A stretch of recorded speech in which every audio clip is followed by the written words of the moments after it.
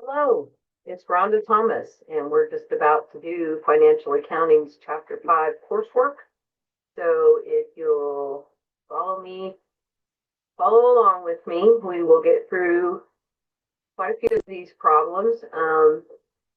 Chapter 5 introduces us to products in our business, which is a little different accounting, okay, a little more complex. And so we want to make sure we do this very carefully and precisely and try not to be interrupted too much while we're working on it so we don't lose our train of thought. Okay, so let me see here. Let me refresh. And now I think I've got a link to go out to it. Okay, so we're going to do, let's see here.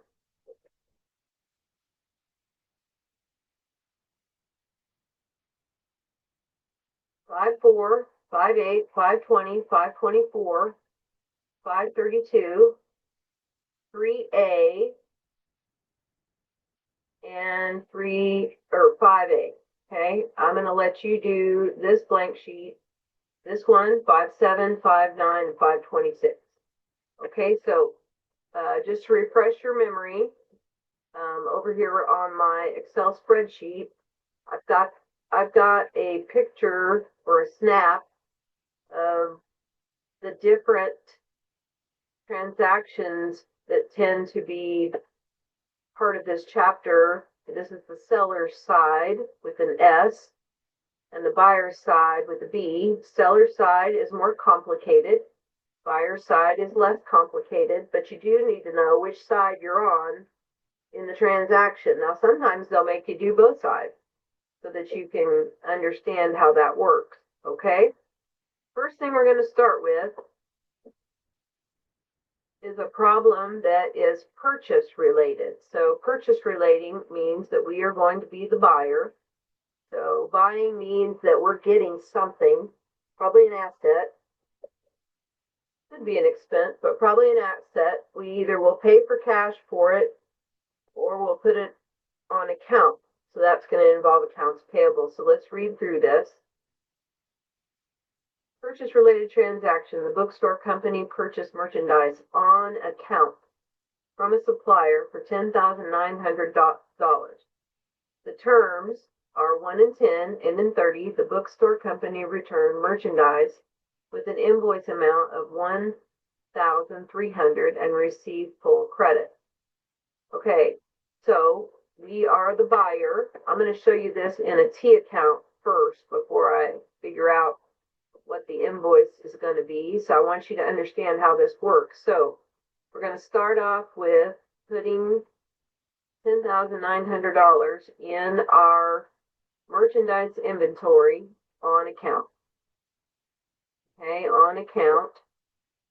And then we are returning, and it says, returned it with an invoice amount of, okay, so if the bookstore company pays the invoice within the discount period, what is the amount of cash required for the payment? So let's put the payment down in T account.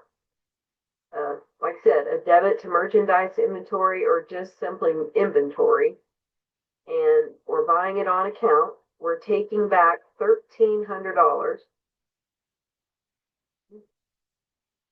And then before we pay the cash, let's calculate this invoice payment. All right. So if you'll write these things down, it will help.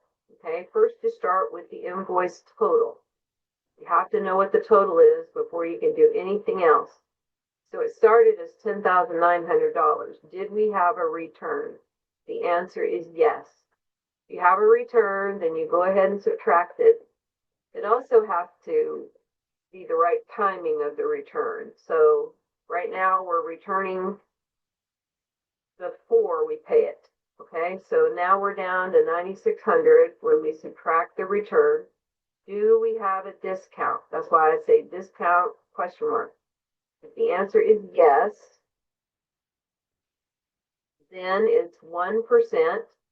1% discount means that we're going to pay 99% of the invoice. What is 99% of the invoice? It is $95.04. The discount amount is 96. So when we get ready to pay this, and we are the buyer, so we will make the payment. Okay, let me get rid of this. So what we need to put here is the cash, right? So the cash is going to be $95.04. $95.04. Okay, and then accounts payable, what is its new balance? Okay, sometimes you need a quick subtotal just to see what something is. So let's do a subtotal here. Equals 10,900, okay, minus, I know we can see it over in the merchandise inventory, but I'm just trying to make sure you realize that. So when we pay this, we actually have, and I have this on the wrong side, my mistake. Let's try this again. So let me get rid of this. You want it on the credit side because accounts payable is a liability, which is the true balance on the right side as a credit. Okay, so we want that there. And once again, it will be 96, but if you can see how much you owe in accounts payable, you can see these two don't match. Okay, so we're going to put a credit to cash to pay for it. We're going to get rid of, right? So this and this are the same in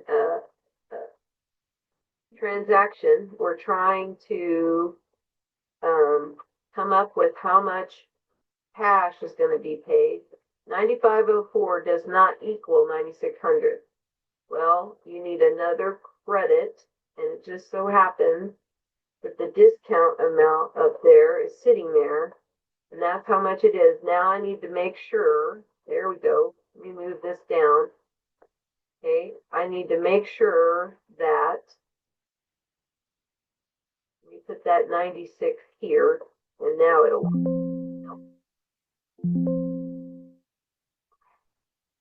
go back. Right, so once again, the $96 discount, because we paid it within 10 days, right? And now the merchandise inventory itself is the same value as the cash we paid for it. So if the bookstore pays the invoice, how much is the cash? So the cash payment is $95.04. Under the perpetual inventory system, what account is credited by the bookstore company to record the return? So what gets credited is merchandise inventory. There's the return. Okay, we debit accounts payable, get it out of our payable, so because we don't owe something we've sent back, right? So what gets credited? Inventory. Okay, they may not use the word merchandise. Okay, so if they don't, it's okay. Still an asset. And let's check our work. Make sure we're right. I gotta bring my, okay, checking our work. I think we're okay. Okay, let's keep going. Purchase related transaction, another one. All right, so a little more to it. So journalize the entries for the following related transactions of Lilly Heating and Air Company. This is 5/8, and we are the buyer again because it talked about purchase related transactions. So let's get started. All right, we're going to purchase, and I want to use my T accounts here. Okay, so hang on, let me clear these. We'll clear the color too. Okay, and all right, so first thing we're going to do is purchase $40,000 of merchandise from Shell on account. Terms are 1 in 10, N in 30. All right, so we're going to put $40,000 in merchandise. Okay, and that means we owe 40,000. So there is your first entry. Okay, so we want inventory to be 40,000 and accounts payable shall. Notice accounts payable has the name shall there now. And that helps you know who you owe. And in reality, that's what your account will show. I mean, like I said, you have to have a name on it in order to be able to make sure you're working with the right account. Okay. So now it says 1 and 10. Okay, 1 and 10 is the discount. So it says paid the amount owed on the invoice within the discount period. So this time, let's put this one up here, and there are no returns. Okay, and 1%. So we get $400 off. So here's what we're going to do. So 39,600 is the amount we're paying in cash. Put that down first, even though it's a credit. Okay, I'm going to put that down first. Okay. I guess I'm going to put that down second. Okay, so 39,600 is your first credit that you found. Okay, because you know that when you pay something, cash goes down. All right, now we need to get rid of this accounts payable because that's paying that off. But when we debit accounts payable, we don't balance with what we're paying in cash. So the difference is a credit to inventory. Okay, credit to inventory to bring, right? And here it is. I've got two of these on here because we're going to have two different ones. So the first one was the purchase that we made with a discount. Okay, so now we need $400 on this side, and where that's going to happen is right there. Okay, it's going to happen. So what we have is a debit, a credit, and a credit. Okay, and so 400,000 to inventory, because we're going to make inventory go down by the amount of the discount. Okay, because we only want to show the value that we paid for it, right? So we've got to discount the merchandise or the inventory that we bought.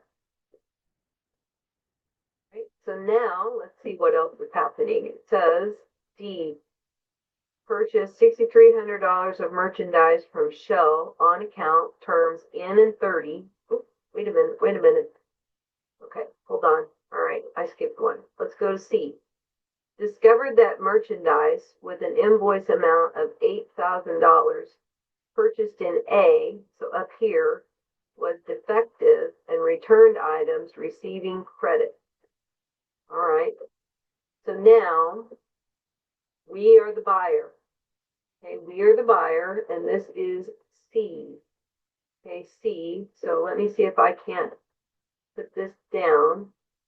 Now we've already paid. Yep, we've already paid it. Okay, so we have to be a little bit careful when we return something because it has 1% off. So here's what we're going to do.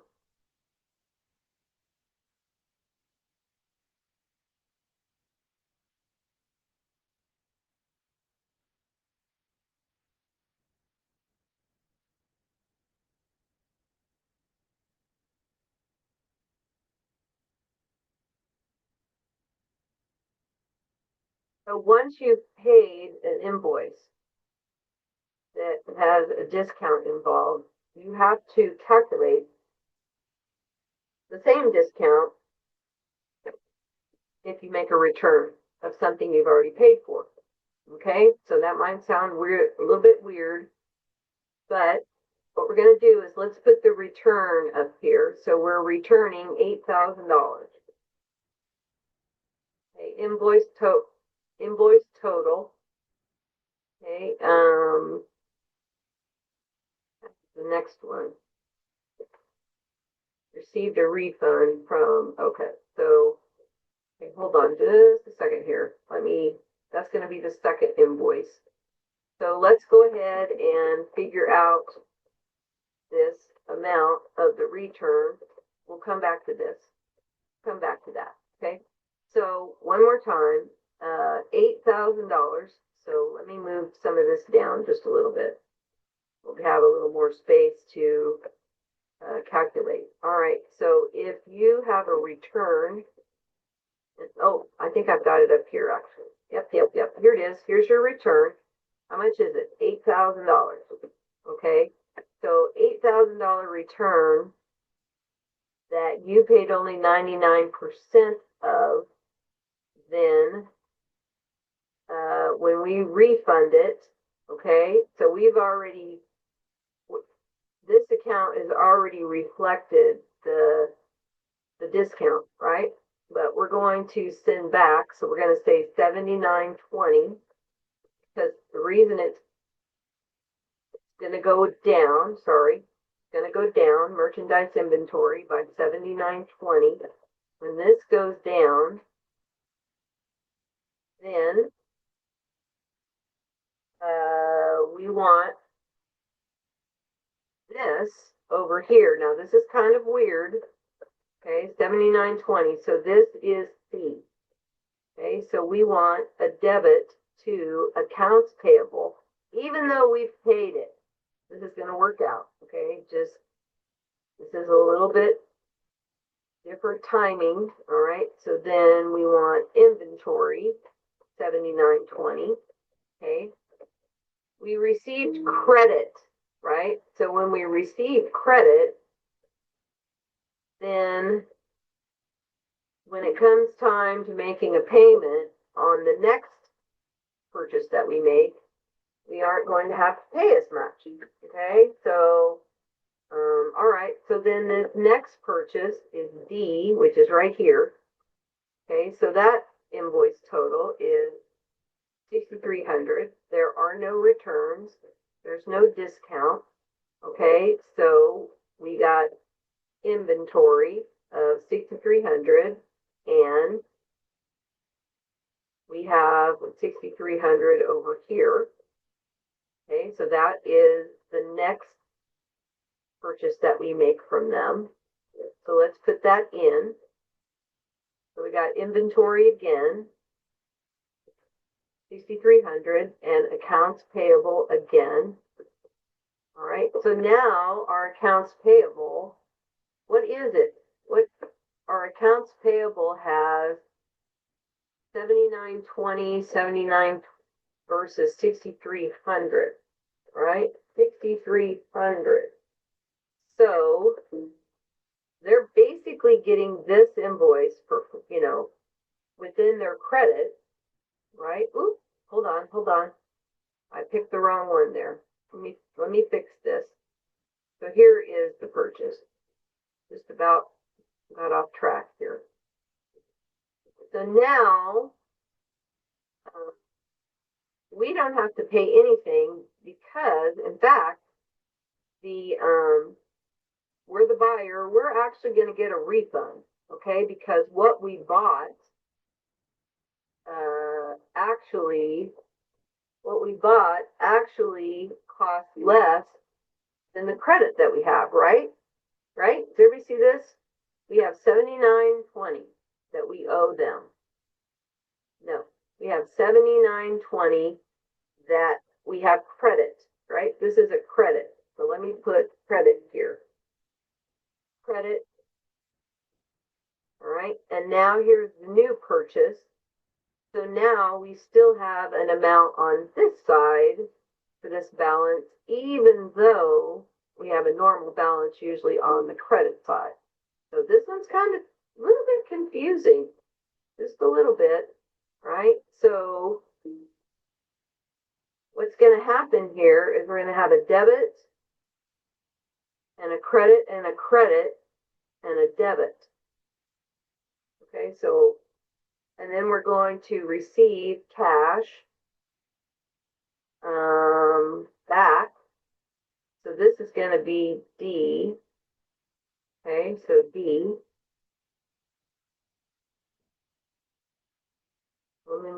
here. So D, and we need to know the difference. So we need to know what this balance is. Okay, we need to know what this balance is.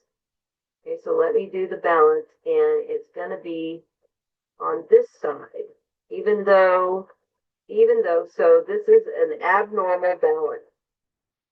Abnormal balance. So that means that the company actually owes us money. All right, so let me do the math here. All right, let's see what the credit will, it's $1,620 that the seller owes us, right? Because what we just bought is less than the credit that we have with them. Okay, so now when we receive E, okay, so accounts payable. So this is D right here. And this is D. Now it's E. Here's the subtotal. Okay, remember I'm going to put a little asterisk sub. Here's the subtotal. It's an abnormal debit balance because seller owes us money, right? Seller, because of credit with seller.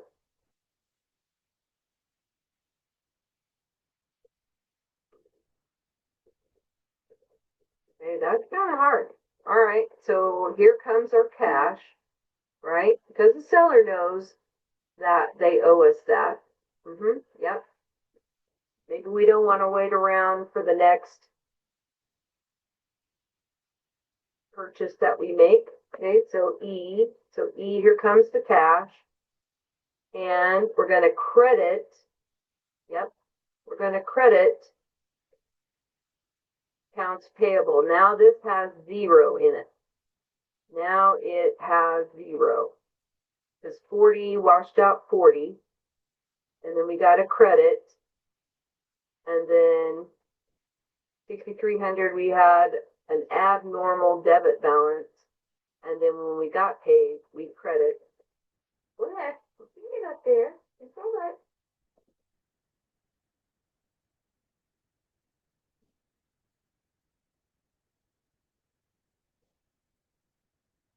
Sorry, I had to help my dogs.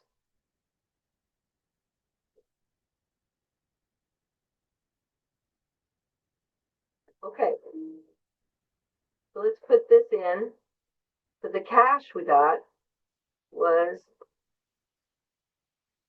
the credit minus that last purchase. They still owed us $1,620. So let's see if we're right. I meant to put accounts payable. Sorry. So this is kind of weird. And remember, this is E, and this is D, and this is D. So if you can follow along there, that's a good thing. All right, let's go to the next one, number 20. Okay, now we're just going to concentrate on coming up with how much the invoice is going to be paid, right? How much is it going to take to pay the invoice with different circumstances? Let's review the fact that we're going to be including freight now, right? Freight. So here's a picture from the book. This is FOB shipping point. That means that the buyer pays the shipping. The merchandise becomes the buyer's at the shipping point. And because they own it from that point on, they pay the shipping. The opposite is true for FOB destination. So the merchandise that goes to the buyer is the seller's until it gets to its destination, right? So whoever owns the merchandise at the time, that's who pays the shipping.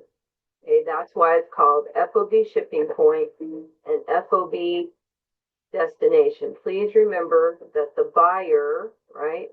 The buyer pays shipping if it's FOB shipping point. This is by far the most popular one. Okay? By far.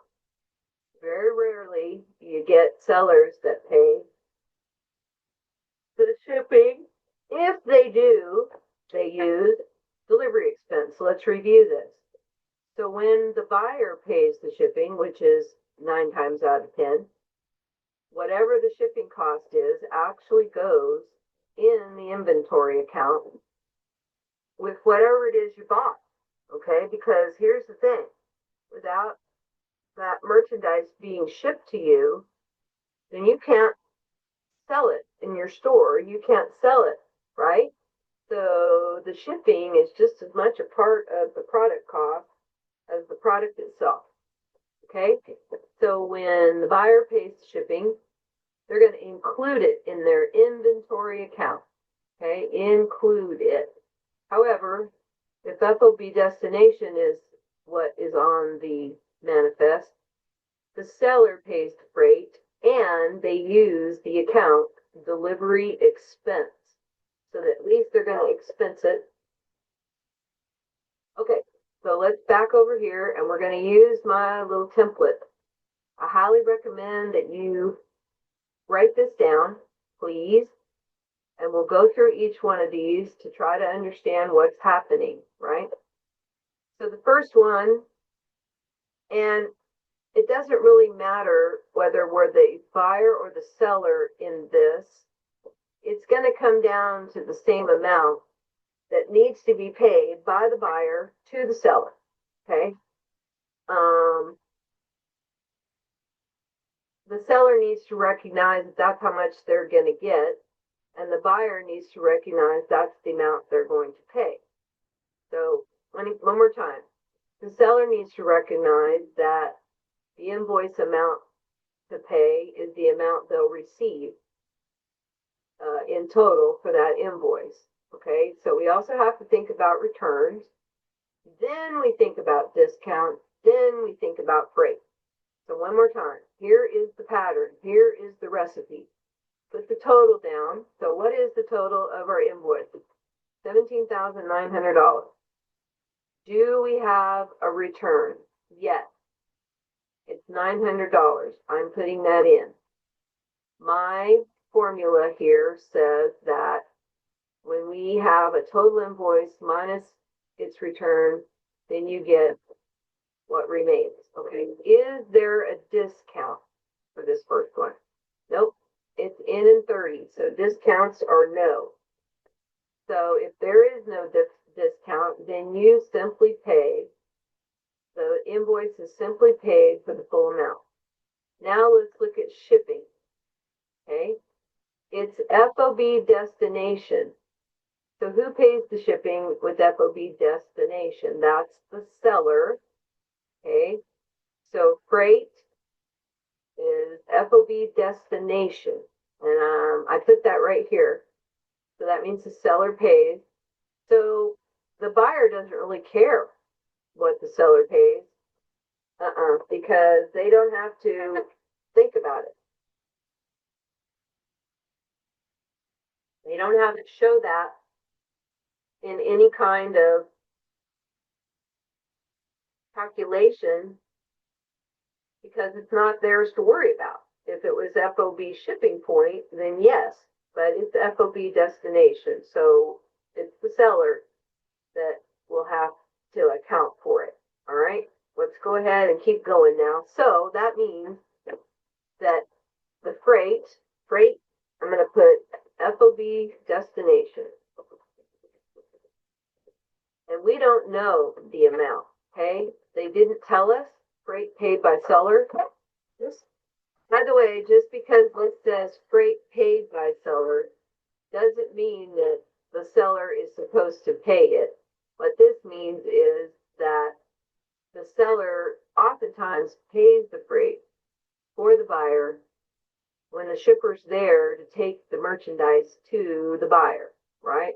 And if any of these show FOB shipping point, then that's the amount that the buyer needs to include in the invoice. Okay, so hope that answers your question. So is it FOB shipping point? I'm going to put no.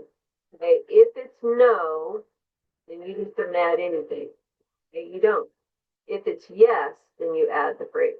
Okay, so I'm trying to make you see the order that these work in, because if you try to add all this up and then take the discount, the shipper is not going to accept that discount. Okay? All right. So we've got the first one is 17,000. That's the amount that the buyer will pay the seller for this order. Okay? With this invoice. All right. Now let's go to B. First thing we're going to say is the merchandise total is 9,700. Was there a return? The return is 1,200. Okay, the return is 1,200. Okay, is there a discount? Yes, it's 1 in 10. Okay, so the last one I did was 2. All right, so 1 in 10, that means we're going to be paying 99% of the invoice. So there's the discount amount. The freight. Is there freight? Yes. How much is it? $400. Is it FOB shipping point? The answer is yes. Yes, it is. So if that's yes, then the freight gets added. Okay, the freight gets added. If that is FOB destination, then you don't add it. So we've got the invoice minus the return times 99% plus 400. So here's how it looks. One more time. We got 8,500 times 99% plus the 400. So we got 88.15. That's the amount. $8,815 is the amount that the buyer will pay the seller. And that's how much the seller expects to receive. Okay, let's go to the next one. C. Okay, C is 8,500 as the invoice total. Okay, what are the terms? What are the terms? FOB shipping point. Okay, so that's a yes. Did they tell us anything about the freight? Nope. So all we've got is a 0 there. Okay, that's all we know. Is there a return? Okay, is there a return for C? Yes.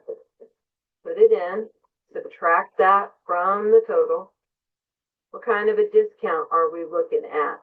We're looking at 2 in 10. All right, so if 2% is the discount, then the buyer is going to pay within the discount period 98% of the invoice. Okay, so the discount is 154.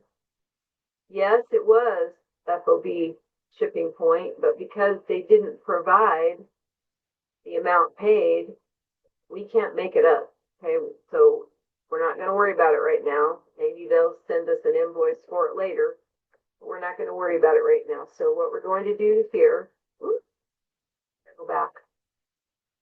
So what we're going to do here is we take the invoice minus the return times 98% plus the amount of freight, which we don't know what it is, so we just put 0 in, but we did account for it. Okay, $7,546. Let's see if we've got the first 3 okay. I really like this recipe. It's taken me a while to come up with this, so I hope that you can kind of follow along, and I wish I would have had something like this. So this is working out pretty well for me. I hope it does you. Okay, let's look at D. All right, let's put $3,700 in. And you're going to have to put yours down. Remember, I have different numbers than you do. Okay, do we have a return? And the answer is yes, $500. Okay, is there a discount?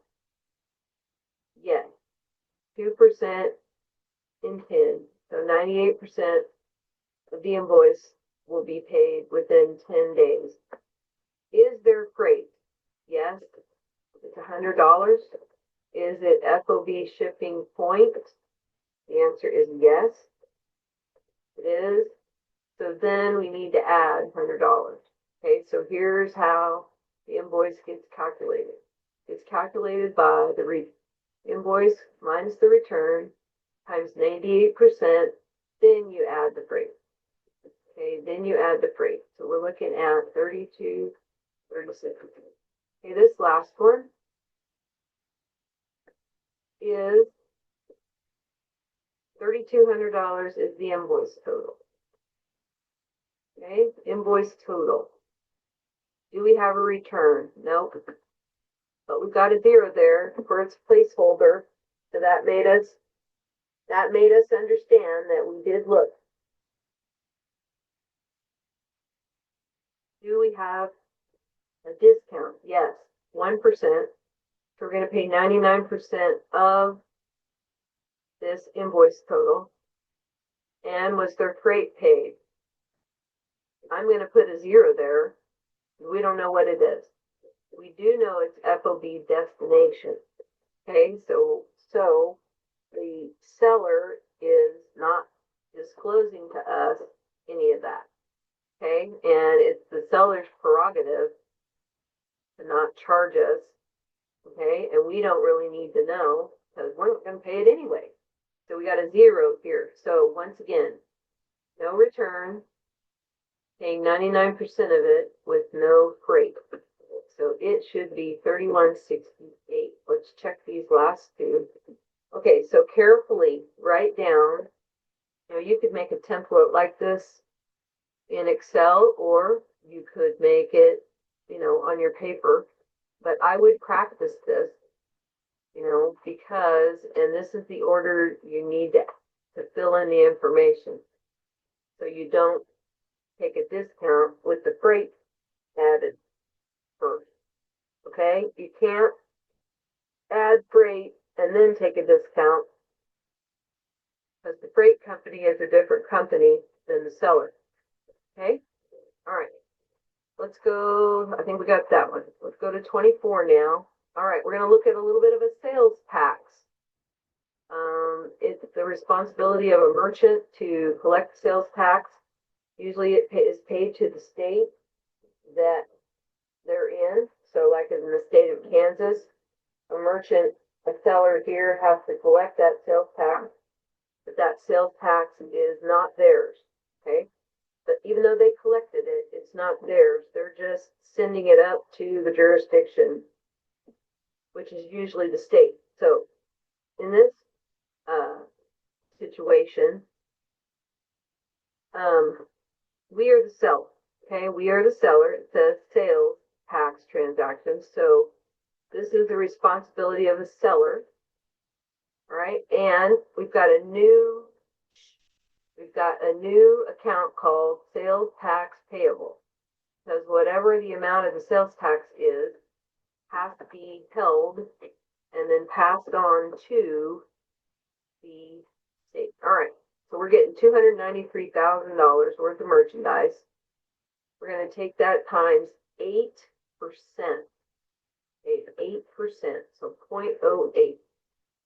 Okay, so there's the extra that we pay, right? So here's the sales tax of $23,440. We're going to add that together.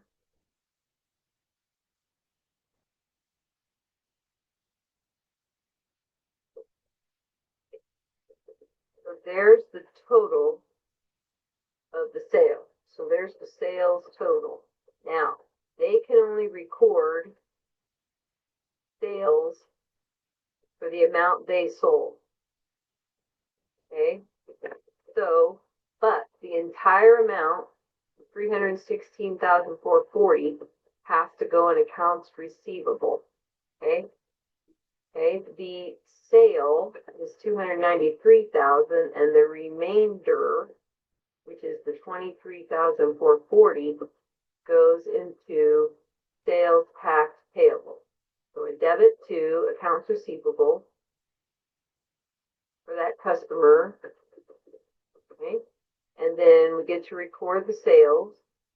That's ours, or that's the seller's, but the sales tax is not. It goes in a payable until we write a check to the state. Okay, so then the next one says, oh, the cost of the goods sold. Don't forget, cost of goods sold is very much a part of our entries now. Okay, so the cost of goods sold, by the way, the cost of goods sold always will be less than the price that it sold at. Okay, please keep that in mind, because sometimes I think we forget that that is the case. So I've got a debit to cost of goods sold. Okay, so $172,870. Once again, they have to tell us what the cost of goods sold is. We can't figure it out yet. Okay, that's not our job yet. But down in inventory, right? Down in inventory, so there is A. So here is A, and here is A. Okay, let's check our work. Okay, so now we've got this payable, sales tax payable. It says paid $50,450 to the state sales tax department for taxes collected. So all we put in was this. Well, there must have been more than that in this account, okay? Because we're going to pay $50,000, and let me put that in, $50,450. $50,450. Okay, and then that's the cash we're paying. So there's the check we wrote. So down goes cash for $50,450, and down goes that payable, sales tax payable, because that's not the seller's money. They have to send that usually monthly. Depends on how much volume they have. I think you can be a quarterly sales tax payer as a seller. Maybe when you don't have a whole lot. I can only imagine a store like Walmart. It would almost be worth just sending the state directly a payment every time. I would think that's a lot of money coming from a big merchant like Walmart. Okay. All right, we're ready to go to this one. This is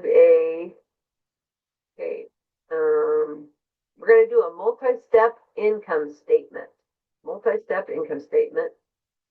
Let's put it all together, and I'm stacking mine. Now, they have thrown accounts in here that you don't need. Okay, they have thrown accounts in here that you do not need. Okay, so this is 532. Let me see if this is matching up. I don't think so. So I don't even need this. This is 532. Okay. And this is an algorithm problem. Okay, so now 5.3a and 5.5a, we will have static problems, so you won't have to worry about having a different number than I do. All right, so now we're going to go do, once again, we're going to do this income statement. So let's get an income statement in front of our face here. I think I've got one. It's on here somewhere, and yeah. All right, let's just look at this. Let's just look at this while we try to figure out what we're going to put in. Okay, so this is March 31st, the year 2009.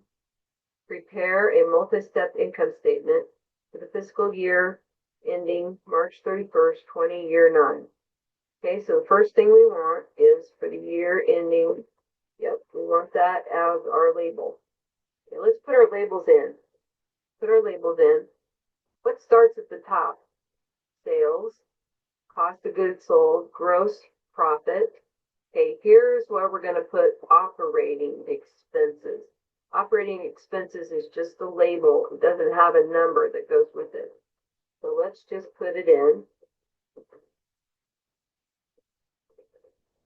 Okay. Let's put that in. Let's see if we got any more labels here. We do. Okay, this is going to be other, pretty sure it's other revenue and expenses.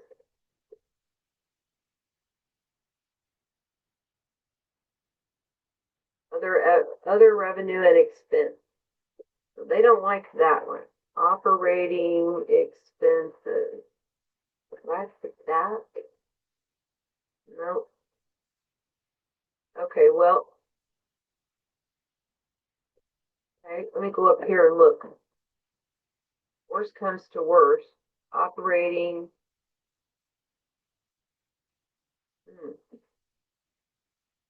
All right, well, let's just go through it here. Let's start with sales. Okay, that's what's at the top, and then cost of goods sold, and then gross profit.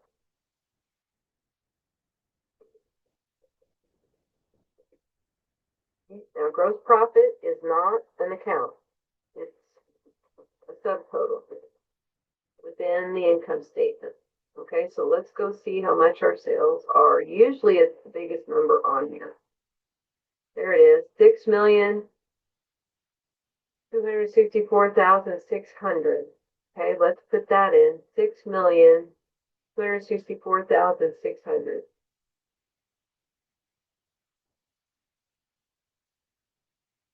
Actually, I can do this. I should be able to just copy it if you want to. Sometimes I can't remember the number after. Oof. Okay, so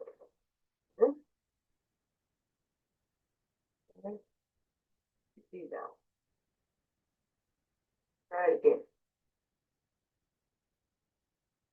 Sales is going to be over here. Nope, it doesn't like it. So maybe you can figure it out. 6,264, 6,264,600. Okay. Then we go to cost of goods sold. It's usually pretty close to that number. It's usually like the second biggest number. So there it is. 3,852,200. 3852,200. 3852,200. Now, notice I'm not putting in a negative. Okay. Enter amounts as positive numbers unless the amount is a calculation that results in a negative amount. So you've got to put cost of goods sold here, and you have to understand that that has to be subtracted. Okay? It has to be subtracted because that's why you're in this class, is to learn that. All right, so I'm going to put my numbers here so I have a place to do some figuring. That way, look, I just about transposed those numbers there. So now we're going to take sales minus the cost of goods sold, and there is my gross profit, 2,412,400. Let's check our work. We might not get to see anything. Oh, okay, that's all right. Okay, now I think we're ready for operating expenses, and that's, oh, just expenses, I guess. Okay, all right. That's why it wouldn't, that's why it was showing it incorrect. All right, so now let's look up here. We're just going to find expenses. We want the biggest expense we can find. Here's one, administrative expenses, 526,350. No. Interest expense, 10,200. Can't highlight this. I wish I could. Wish it would let me highlight that. I would highlight all my expenses. Let's keep going. There's selling expense. There is, so selling expense is one. We've already done the cost of goods sold. Interest expense.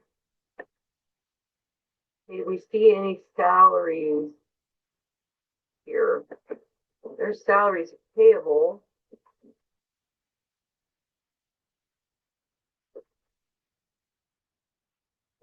There's selling expenses. There's salaries payable.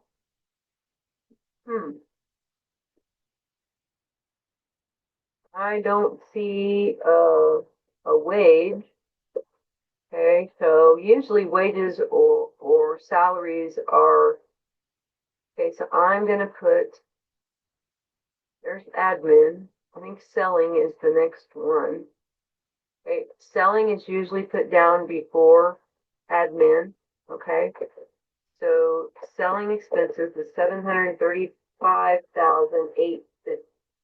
735,850. Okay, so this is selling expenses. And then we have admin expenses.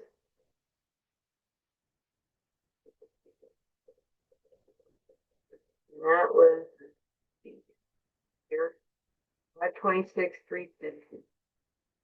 526,350. Okay, the interest expense goes down here.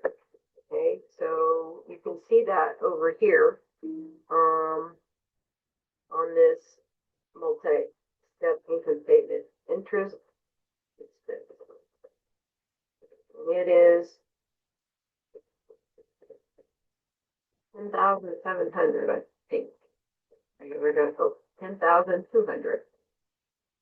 Okay. All right. Now, what you must remember is now we need to add these two together to get a total.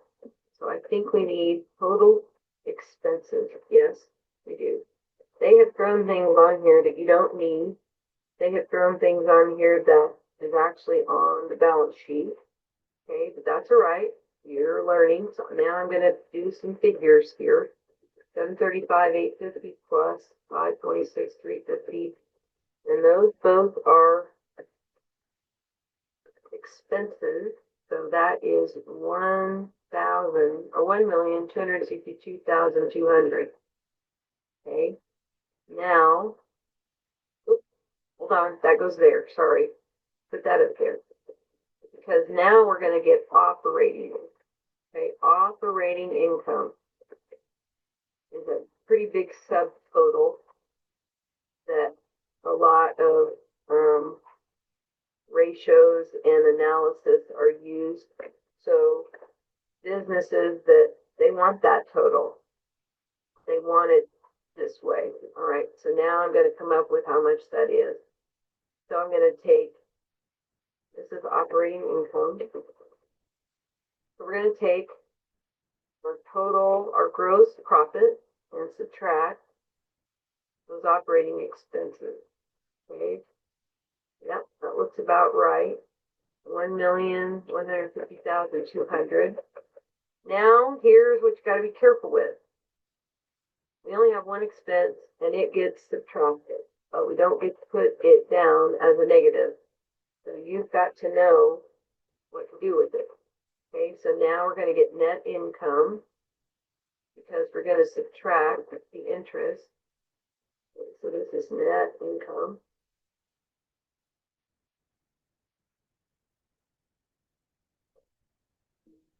Right, so I believe we're looking at net income of 1,140,000. Let's see if I've missed something. Okay, so you need to learn to put something like this together. We've got a picture of one right here. No, it didn't follow exactly, but we could figure it out. Okay, the nice thing is the labels that they give you, they didn't even have one that said operating expenses, so you had to pick the next best thing. So, by the way, just so you'll know, accounts receivable, accumulated depreciation, building, cash, common stock, dividends, inventory, notes payable, office supplies, retained earnings, salaries payable, and store supplies. Those are all on the balance sheet. Okay, on the balance sheet. Dividends might be on the balance sheet if it's not year end. Okay, if it's not year end, you only see the dividends if they happen on the statement of stockholders' equity. But they threw a bunch of accounts on here to see if you could make out how a income statement goes now that we have product. Here's the last question. What's a major difference of the multi-step income statement over the single step. I don't even think I showed a single step. So multi-step clearly presents the value of total revenues with less complex to compare. Okay, that's false. Income statement clearly presents the value of total expenses, shows a relationship of gross profit to sales. So I believe the one we want is that one. Yeah. Okay. So, all right, onward we go. Okay, now we're ready for 5.3a. Now this is a pretty good set of transactions to go through. All right, and so I have a T account spreadsheet for you to use if you'd like to follow along. And that's what I've done in my problem here. Okay, so here's my problem. I'm going to open that. Okay, so I'm going to go back to Canvas. Okay, and go to the module for 5. I'm going to show you what the T account spreadsheet looks like. Then you would want to download it so that you could use it. Okay, download it. I have put that. Here it is. Excel T accounts pages, chapter 5, 5.3a. Now you don't have an algorithm problem for this one, so you can just follow along with me, and you don't have to worry about filling one out that has your numbers. We're going to be using the same numbers. I'm just going to call this up and show you what it looks like, but I've got it going on over here in my spreadsheet. So just hang on a minute. Let me, so if you want to pull that up, and here's what it would look like if you did. Okay, so let me take this down. Here's what it should look like. Even though I've got one open that's similar, I've already got some numbers in it. I'm going to have to change those numbers because I think I get brand new numbers every time I open this. But maybe not. We'll find out. All right, so here is the one I made you to use, and it does have another sheet on there because I thought maybe we had an algorithm for you to use, but you don't, and that's good. So you can just follow along, and it's just one page. So here's what it looks like. We're going to have a cash account. We're going to have an account, accounts receivable with, and we're going to put customers' names on that accounts receivable because in the real world, you would put that customer's name on their accounts receivable.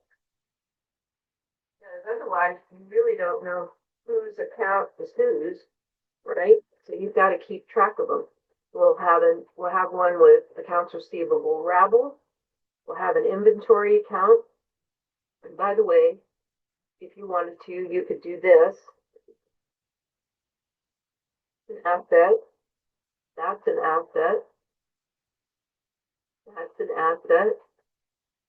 This is an asset. Okay, and so is this one. And then this one is a liability.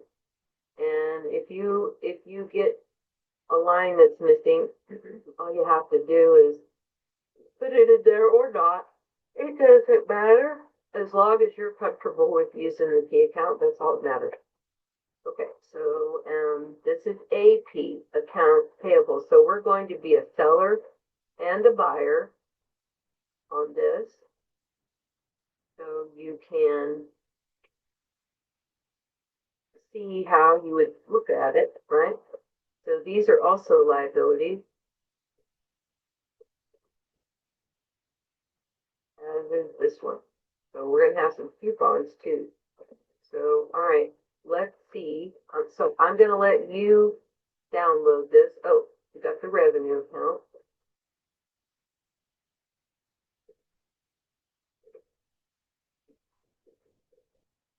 for revenue. Okay, and this is basically an expense, even though they like to use the word cost. And if you want to go ahead and put in the normal balance of that kind of an account, I think it helps. Okay, I think it helps. That way, well, before you get to thinking about all the things that we're about to, you've already got this in while you're thinking clearly, right? If you have to sit and go, now, wait a minute, does this one have a normal balance of a debit or credit? Well, now you already know, right? There's no guessing about it. Put it in there. Worth doing. Okay, it's worth doing. So this is VR. Sometimes I mess up. Yep. And but that's just how things go. All right, so here we are, and like I said, I've already got mine going, but I wanted to show it to you that you're not going to have one of these, so you don't have to worry about it, okay? But you will have 155A to do. All right, so I'm going to close this and leave you to that. Okay, leave you to that. So see, I did put A beside an alpha. All right, so now I want to get rid of this and bring my problem back up. Okay, I think I'm there. Okay, let's just highlight all of these and stack them. Stack them, okay. And I'm going to read this from the book. This is a static problem. So I'm also thinking about, we're going to work the T accounts first, and then we'll put it in the journal. Okay, that's usually the best thing to do. So I've got my T accounts over here, and I'm going to make this quite a bit smaller so that we can see what's happening here. Now, sometimes I have to make some calculations on things, and that's okay. All right, so the first thing out the gate, and okay, so I can't remember if there are new numbers on this or not, so let me see what I have here.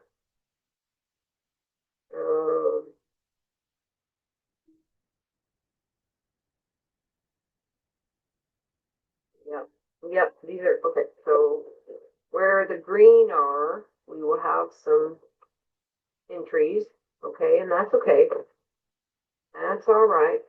So we'll get rid of all of these.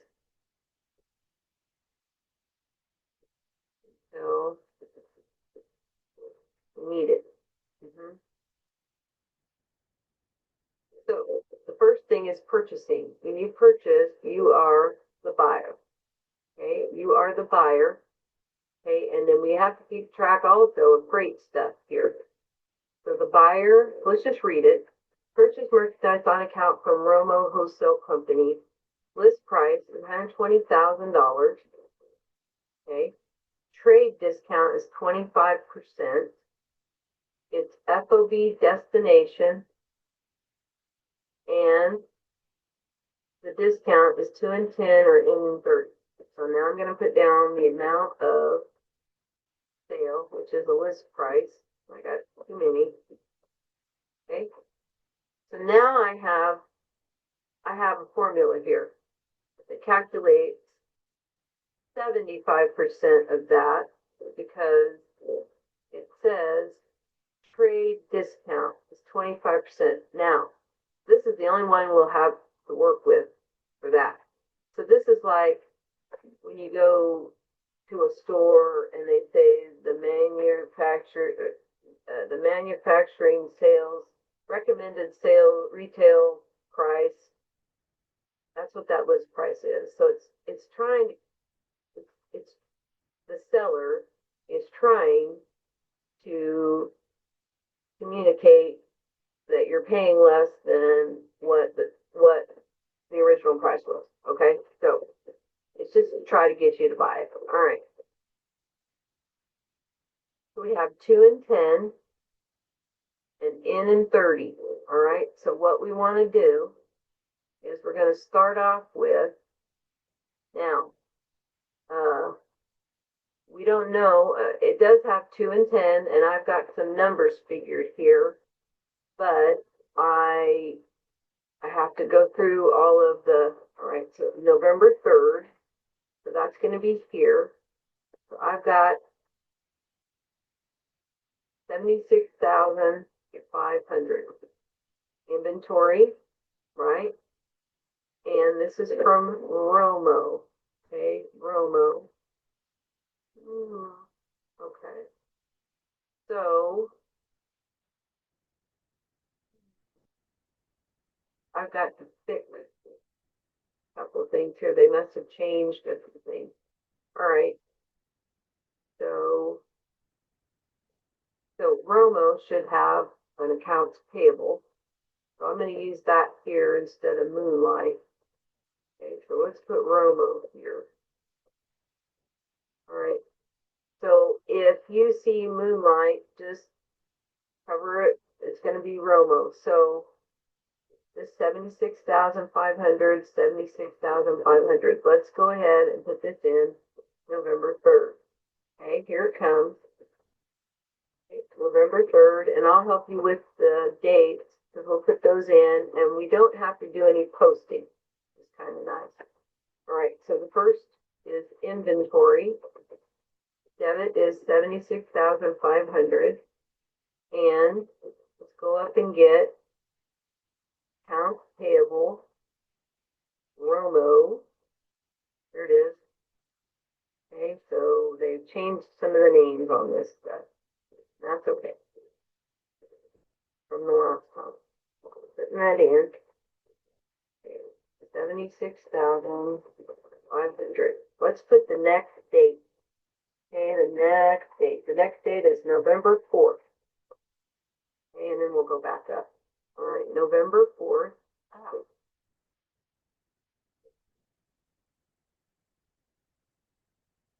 Yeah, we have Quinn and Wright. Instead of Rabble, it's Wright.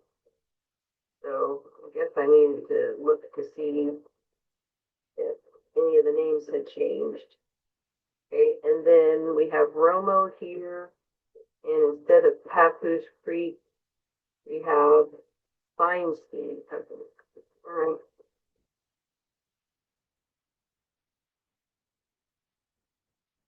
Just ignore the numbers that you see down there because I have to take them out. So I will go ahead and do that.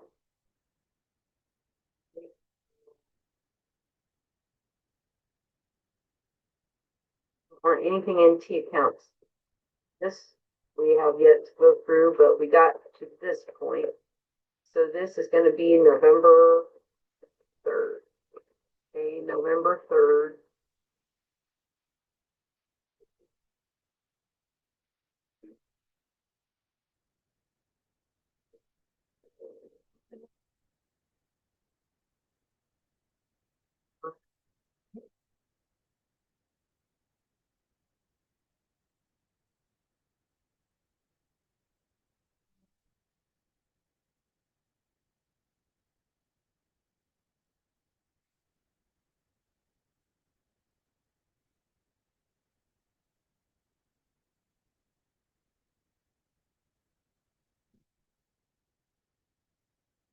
Let me try this one more time. I'm just trying to communicate. Just trying to communicate when this figure, when this number gets calculated. So November 3rd. There we go. Okay. So then the next one says November 4th, sold merchandise. So now it's our turn.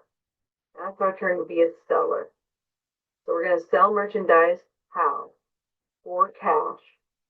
Okay, so we don't even need to know who bought it from us, right? If you're going to sell for cash, okay, cash is going to come in 71,290. Now, normally you don't get a cash discount. Okay, it's just what it is. So we get to show that in the sales account now. Okay, so here is the sales account. Let me get these out. Okay, the sales account, 71,290. Okay, and then the cost of the goods that we sold, 42,000. Okay, 42,000, and then inventory, there it is, 42,000 goes down in inventory. Now let's record this sale for November 4th. Okay, so now we have, okay, once again, cash came in for 71,290. 71,290. And why? Because we made a sale. And we have to show, I think this also gives us, yeah. We have to show cost of goods. Okay, we now have inventory. Cost of goods sold. That's why it's fuzzy. Okay. It is 42,000 and inventory goes down.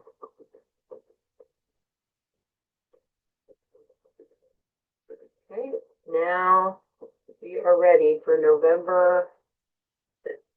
November 5th, and it says that purchase merchandise on account from Feinstein, 58,100, terms or FOB shipping point, 2 and 10, in and 30, with prepaid freight of $615 added to the invoice.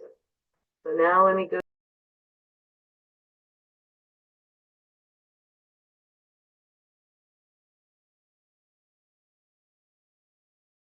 All right, sorry about that. Okay, Zoom kicked me out, so I'm going back in again. Hang in there. We'll get through this. Hopefully it won't do this a whole lot, but it sure does this more at night. So, all right, let's keep going.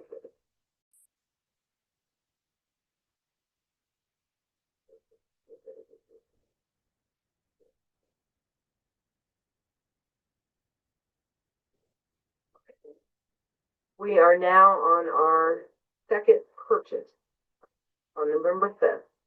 So purchase merchandise from Feinstein of 58,000. So here's your invoice, 58,100. It says our freight is $615. Okay, so 58,715. We're going to show that going up in inventory, 58,715. And this is with Feinstein, so 58,715. Okay, let's go ahead and put that in. And we're getting inventory. You can borrow that right above, 58,715. And we're going to use accounts payable Feinstein.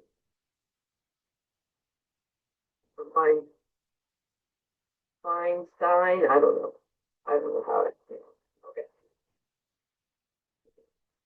Putting that in. All right. Our next date is November 6th. Okay, we're going to start returning stuff. So when we return something, then that means that we're the ones that bought it.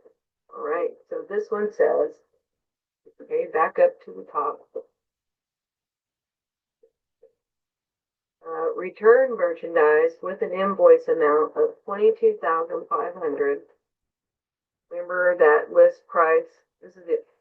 This one up here is the only one with this list price. And I wish they wouldn't have done that. But anyway, so with an invoice amount of 22,500. So this is before the 10-day period for the discount. So I'm going to go look at this here. So here is the invoice for Romo. Okay, the invoice for Romo. So the return, okay, we didn't know what that was, is $22,500. Yep, we're only going to deal with the percentage that we paid. All right, $22,500. So now we're down to $67,500. Okay, and then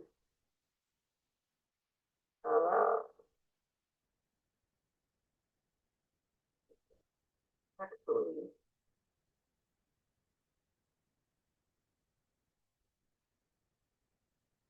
hang on just a second. Let me see here. I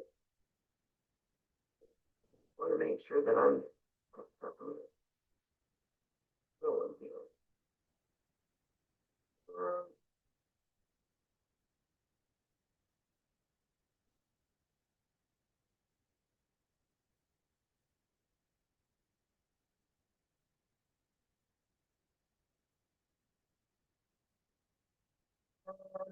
Okay, so I don't think I may have made an error. Okay, so let's go fix it first. So this is actually the amount for November 3rd here. Okay, so let me fix this. All right, so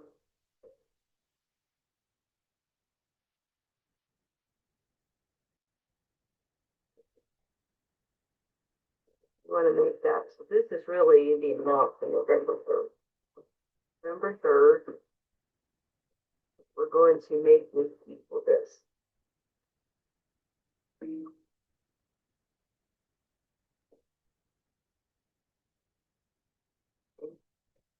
We return right?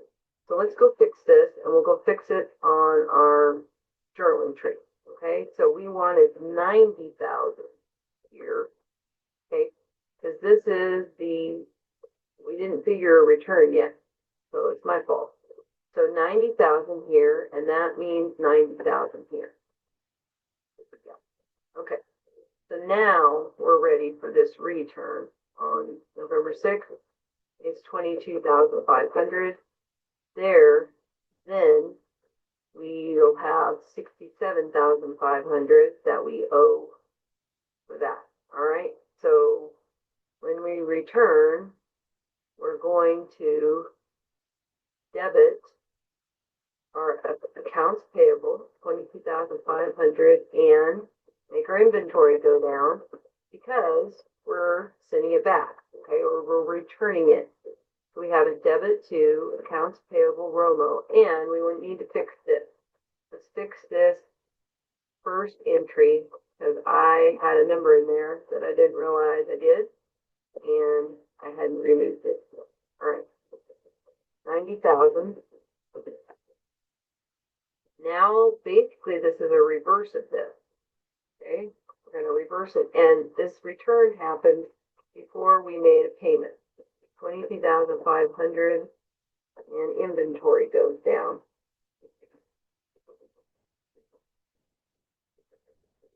Okay, we're now ready for November 8th. Okay, November 8th. And back up. All right. That's the 22,000 mark. Sold merchandise on account to Quinn, $15,600 with terms of in and 15. So Quinn has 15 days to pay the whole invoice. The cost of the goods sold was $9,400. Okay, so Quinn, and who did we make the sale to? Nope, that was cash. Okay, now we're selling on account. On account to Quinn. So that's why they have an accounts receivable there. With their name on it. Okay, so up it goes for 15,600 and credit sales. Cost of goods sold, which has to be quite a bit less. So it's $9,400. And we got to make that inventory go down, 9,400. Okay, so let's go ahead and put this in. Okay, so we sold to Quinn, and if you need to go get their account, here it is. It's debited for the amount of sale, which is up here, 15,600. So having this up here helps, right? Yep, and sales. And that date again. Okay, cost of goods sold.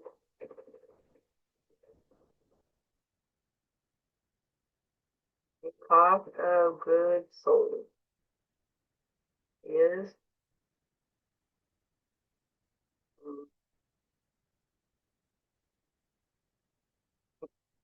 $400.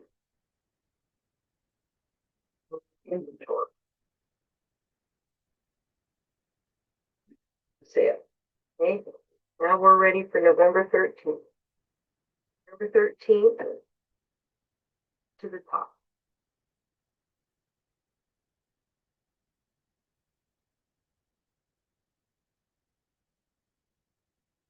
The 13th. Paid Romo on account for purchase of November 3rd, less return of November 6th. Okay, so now let's go back to this. So,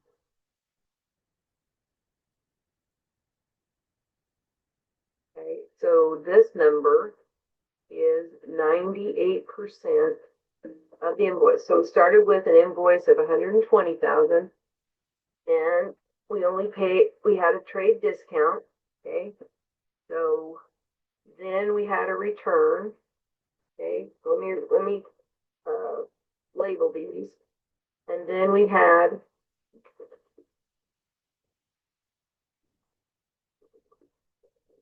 a new amount that we owe on the invoice.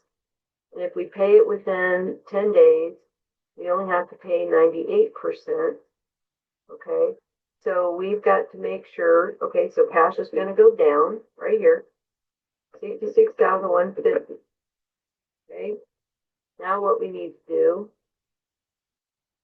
is get rid of whatever is sitting here. What's the balance sitting here? So I want to make sure 90,000 minus 22,500, 67,500. Well, when we pay this, it is paying this off, even though it doesn't balance. So let me go, I just picked the wrong cell. All right, so let me put in 67,500. Okay, so we've got a debit of cash, a credit of cash, 66,150. We're debiting accounts payable, 67,500. Let's do that. Let's do this. So we want Romo.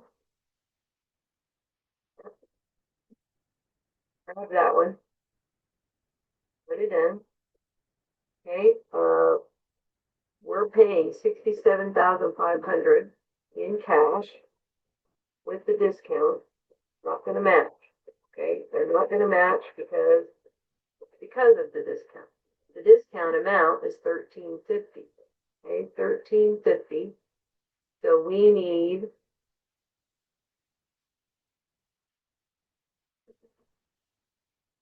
a debit. No, we need a credit. We need a credit. See, that says inventory down. Okay, so down here. So the discount, it's recorded here to make that inventory value go down. So I'm going to put inventory here. $1,350. Okay, so that should, and this is paid, right? If you had a credit and now you have a debit, there's nothing in there. All right. So then it is November 14th. Okay, November 14th. Now, when we receive payments by credit card, okay, a seller gets the proceeds of the credit card sale within a few days, within a couple of days. Okay, so we treat it just like cash. Okay, even though the buyer used a cart, once again, We will get the cash from whoever's processing that card, but we actually will have to pay a fee for that processing. Okay, let me finish reading this. Sold merchandise with a list price of $236,000 to customers who use Visa and who redeemed $8,000 of point of sale coupon. The cost of the goods sold was $140,000. Okay, so let me go down here. I think I've got a coupon transaction. I think. And we've got a coupon payable. Right, we got a coupon payable there. $8,000 point of sale coupon. So this is going to be an estimated coupons payable. So that's not going to apply there. Okay, so let me, but this may be, yeah, we'll be going through this at the end of the month, so I'm going to leave this alone. So I may need to do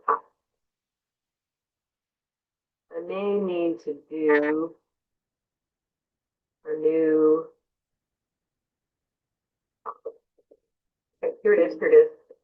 So the total sale, okay, we can go get this now. The total sale, and this is with the coupons, yeah, 236,000. So they kept that from last time. The coupon, 8,000. Record the sale, 228,000. So that's going to be cash. Okay, Visa. And we're just going to record the sale there. Okay, so we got 228. All right, just a second. I just want to make sure I'm following what I need to so I don't forget.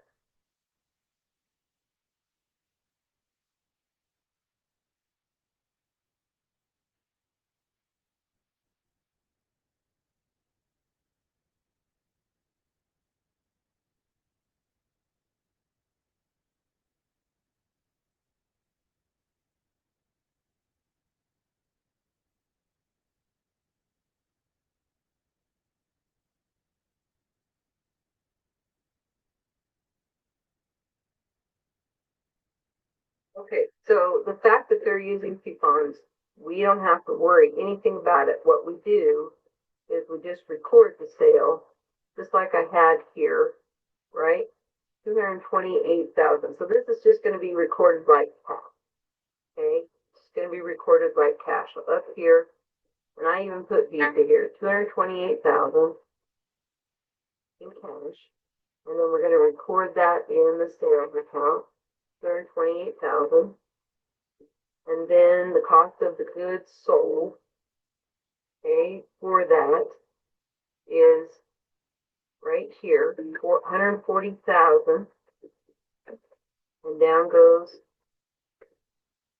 inventory. Down goes inventory. Very good. Okay, so let's go ahead and put this in. So this is just like a cash sale. I know they're paying with Visa. We would note that because we would be expecting the payment from the Visa company that day. Okay, so let's put that in. It doesn't affect the cost of the goods that we sold. So it's just whatever. Okay, so we put November 14th again.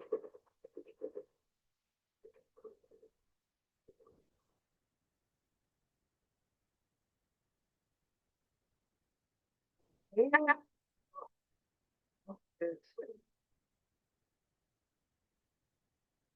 The work, cost of goods sold.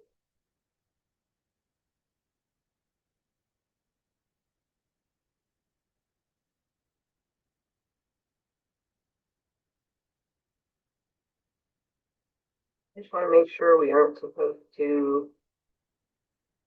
Okay.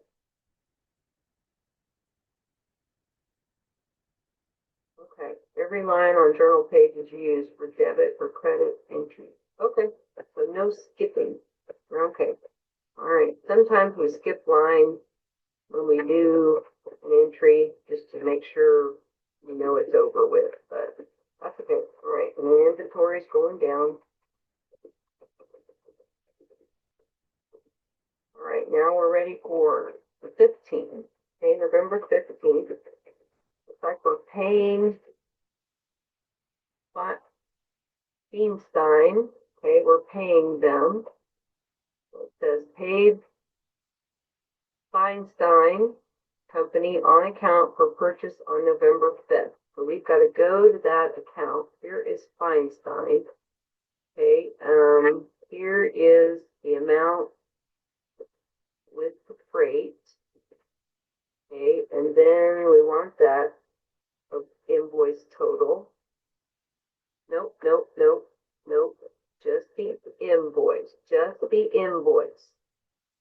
Okay, just the invoice. Put it down. Don't try not to do what I just about did. Okay, there's the invoice. Nope. Equals that. There, that way I don't mess it up. Okay, let me go back and look now. When we did this, it was with Feinstein, and the terms are 2%. So yes, there's the 98% of the invoice. Then you add the freight. So the cash you're going to pay, and then you're going to lower your inventory down for discount. So there's a chance that we may not pay within the amount of time. So we're not going to take a discount until we know for sure we're going to be able to pay it. So, okay, cash. Okay, so cash is right there. 57,553. 57,553. Okay, then we get rid of Feinstein, 58,715. Okay, so I'm going to start to put this in now. So we're going to start with this account as a debit. Okay, so let's see if we have, yes, we have their name right here. Put that in. Okay, so we're going to pay, like that, I've got some notes here, $57,553. Okay, now we're going to show cash, I believe. Okay, cash, yes, 57,553. Oop, oop, oop, oop. That goes here, 57,553. We actually are going to pay off 58,715. There we go. Here's the cash. And we're going to make inventory go down by the difference. Okay, the difference is $1,162. There's what I got. There's that 2% discount that causes inventory to go down. Okay, so now let me go to inventory. There it is. See, I have the discount right there.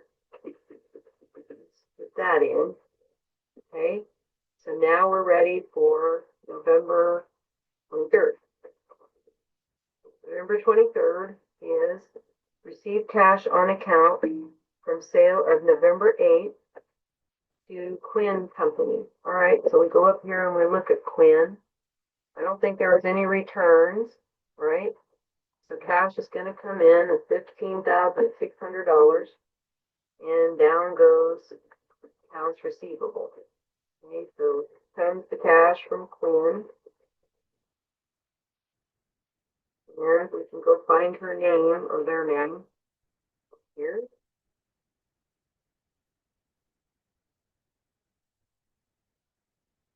We're ready for November 24th. We're going to sell, we're going to be a seller again.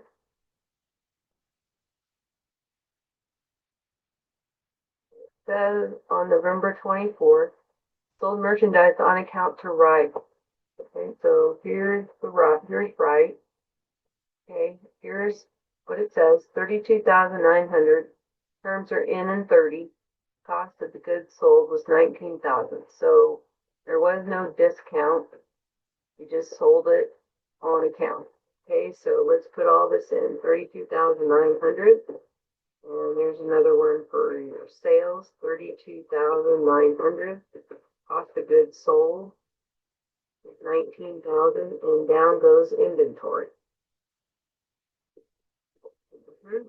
So let's put those in. Okay, so this is going to be cash coming in of, I'm sorry, this is a sale. Okay, so we want accounts receivable for right. And it's right here. Accounts receivable. And $32,900. Okay, and that's going to be a sale. Want that? Goods sold.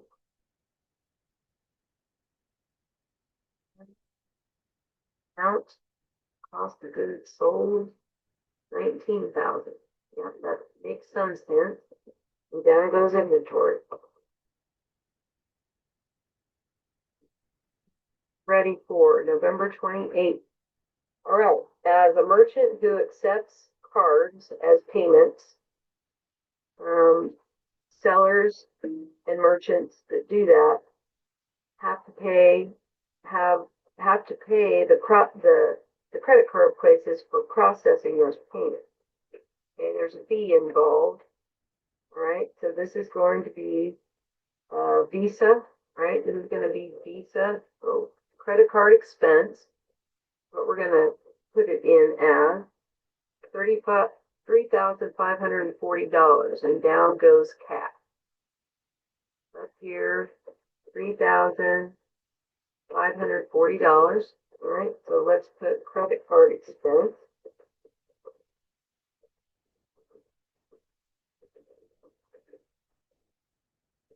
$3,540, and down goes cash.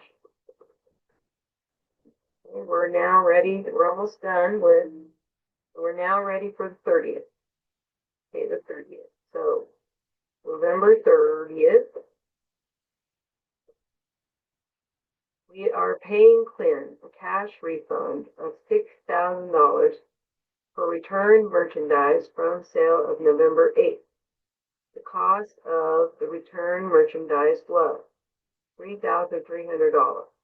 So a cash refund of $6,000.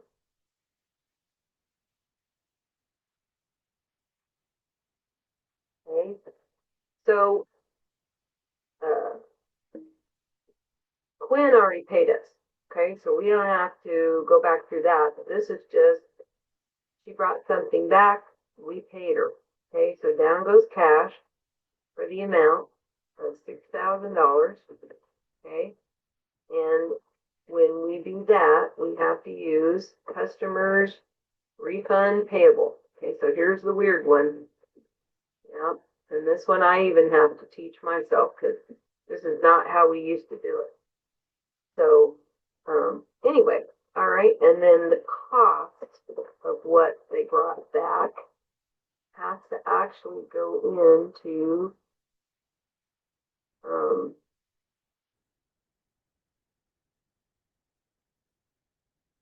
we have to bring inventory up for what they're bringing back. Yep. So $3,300, and the credit goes here. $3,300. All right. Wow. So let's. Okay. So the first debit goes to customer refunds payable.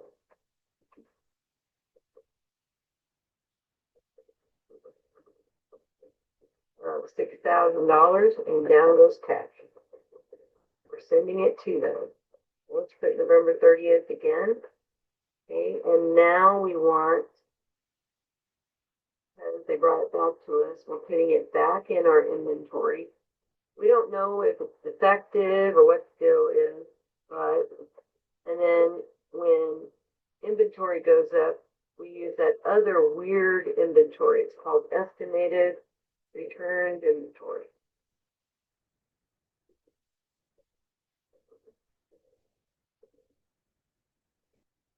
We get the credit. Okay, now we're ready for the very last one, and this has to do with those coupons. Okay, so here's what it says.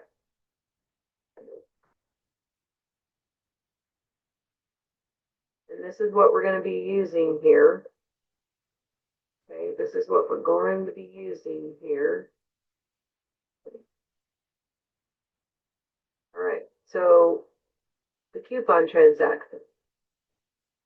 Okay, let me just read it. During November, we printed a coupon with each customer's sales receipt for $2 off the customer's next purchase of over $15. The coupons may be redeemed during December. So once again, we're in the month of November. Of the total of 20,000 coupons printed, it's estimated that 55% will be redeemed. So here's how many we printed, 20,000 coupons. 55% of that is 11,000 coupons expected to be redeemed. Okay? To be expected to be redeemed. Oh, I've even got the words redeemed over there. Okay, yep. How much were they? $2. Okay, $2 each.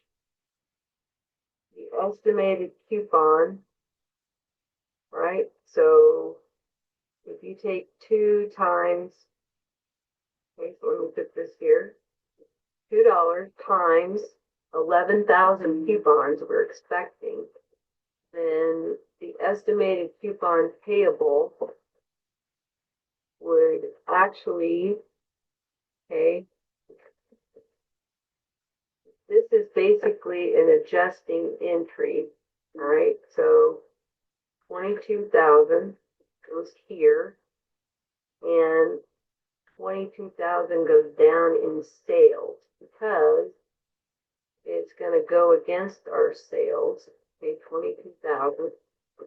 Okay, and then, all right, I think that's it. I guess I thought there was another one, but oh, yes, there is. There is one more, I think, at the end. It's this one. All right, so let's put the one in we just, so we want our sales to go down by $2 times 11,000 coupons. That's what we think is going to happen.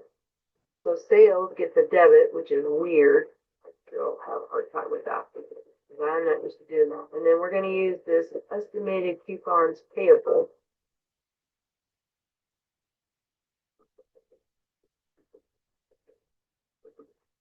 Okay, let's check our work. See how we're doing. See if I messed up anything.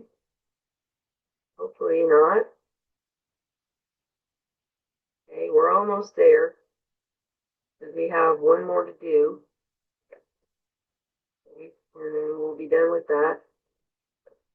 And it's on to the big financial statement one we've got to do. We're going to do pretty fast. Anyway, down here we got 93.01 out of 94. Okay, so let me see if I can find what I'm missing. Hold on.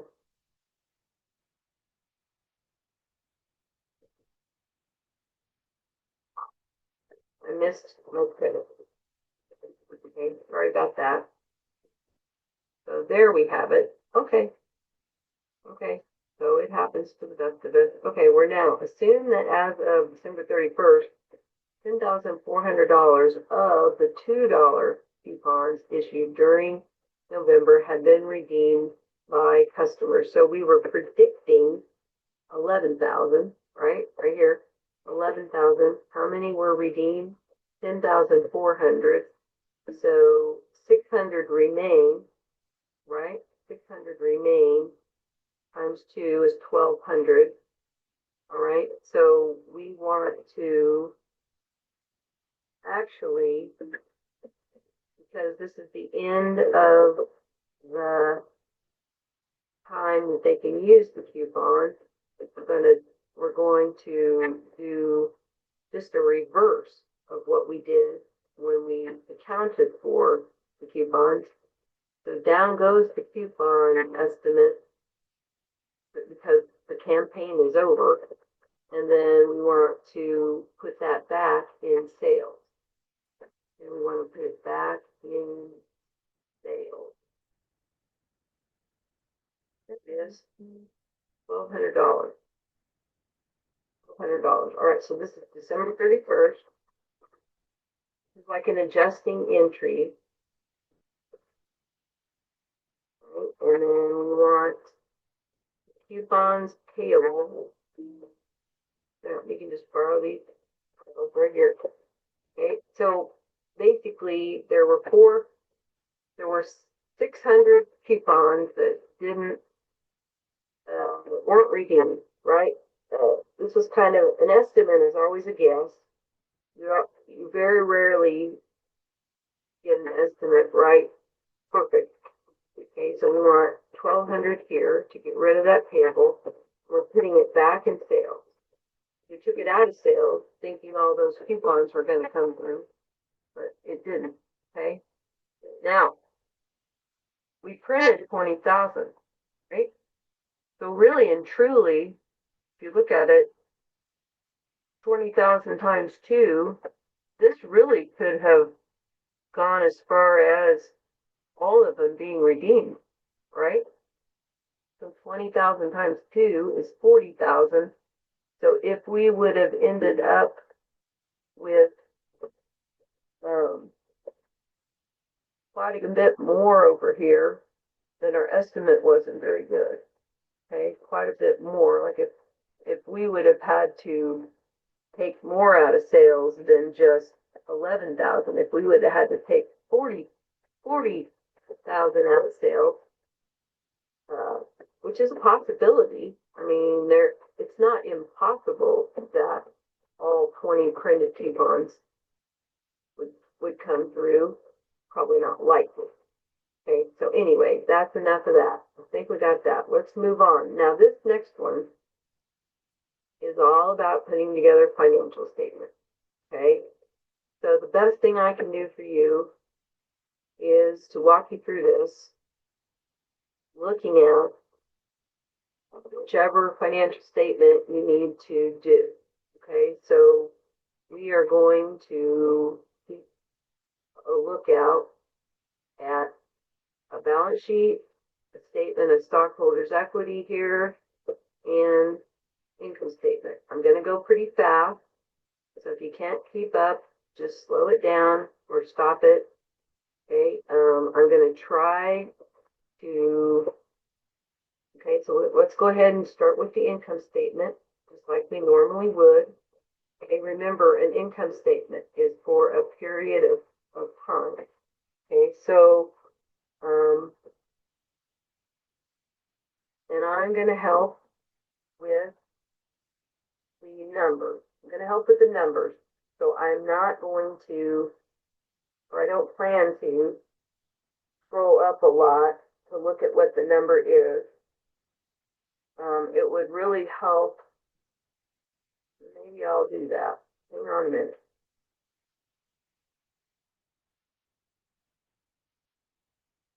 It would really help for you to be able to see this over here. So I think I can make that happen. I think I can. So let's make this smaller. Okay, but not so small we can't see it. And I am going to, and we'll still have these to look at if we need to. But the problem I'm going to put up higher so that we can just read it across. That's what's cool about a snip. If you're not familiar with what snip can do, I use snip all the time. I just can't even believe how much I use that. So I'm going to try to get this in here.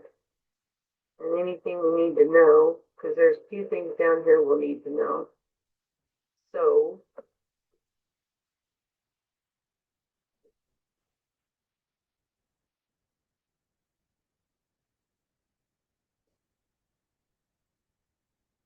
what you've got here is a set of numbers, okay? And I think I'll be able to do this a little different. You've got your accounts here, but notice they are not in alphabetical order. They are in what we call financial statement order, which is quite a help. If these were in alphabetical order, we'd have to work a lot harder. So if you were to draw a line right here, after dividends, but before sales, then basically sales down is your income statement and cash down is your retained earnings. So at least they're not all messed up by being in alphabetical order. The first thing I'm going to do is make a copy of this, okay? And then we'll go from there, all right? And I'll put that above the income statement so that we have something to reference. And then, yeah, we'll worry about the balance sheet. So like I said, I'm going to probably go through this pretty quickly. So hopefully you can follow along. We've already put, let's go ahead and put in the title, right, for the year ended.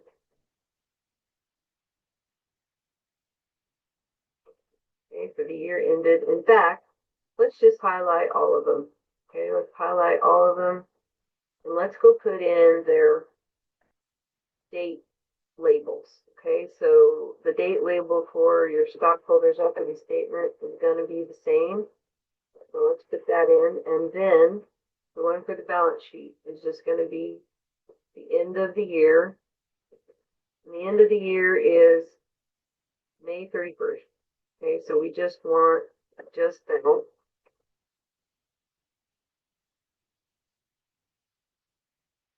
Okay, now we're going to work on the income statement. Let me go get these here so we can at least read the numbers. All right, so I'm going to go just snip. This is how you could do it if you wanted. New. And I'm going to highlight just that and bring it over by copying it.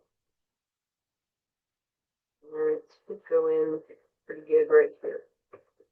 Okay, so now we can follow along pretty well. Okay, so let's put this together. Okay, let's start at the top. Okay, so sales is 33,168,000. Lots of big numbers. Cost of goods sold. And I'm going to give you the total. I'm going to give you the figures, okay? So don't worry. Cost of goods sold. And there's not going to be a minus sign. So you have to understand that this is now going to be gross profit. Okay, so here it is. Yep. Right here. Okay, the next first label, I believe, is going to be operating expenses.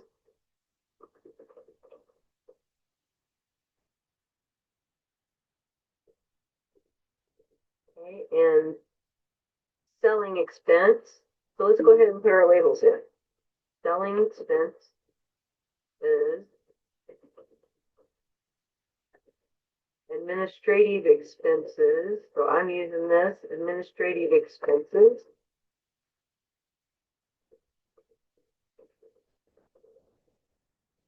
Okay, and then probably misspelled it. Let me go get it. Administrative expenses. There it is. And then the last label is other. Okay, so it's going to be other revenue and expense. Other. There it is. Putting in the label. All right. So our gross profit, and then I'll just give that to you. So don't worry about, you just have to understand that if you were doing this by yourself, that you wouldn't do math here. Okay. All right. Now we're going to go get our selling expense. So they've got them in order from the most to the least. Okay. So we have 3, 4. Okay. So we're going to go with still. You don't have to spell it right. Okay.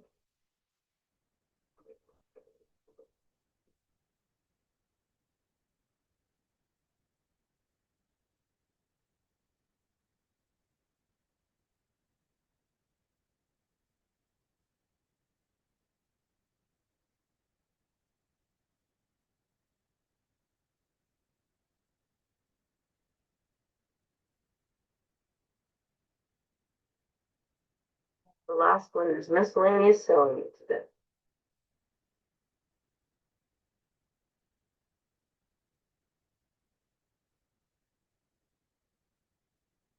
Okay. So what we want is total selling expenses. And I'll give you that total.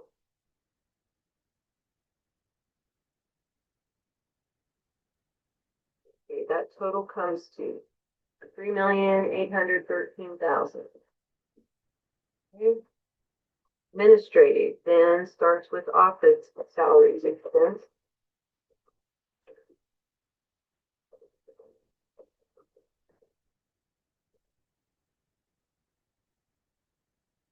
And rent expense. So administrative oftentimes is headquarters, expenses that cover the company more like an umbrella might, as a whole. So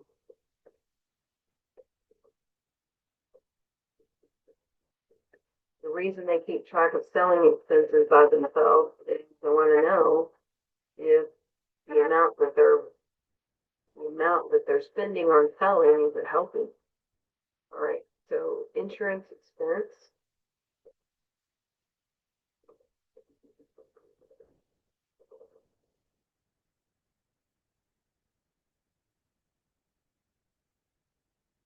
Supplies expense.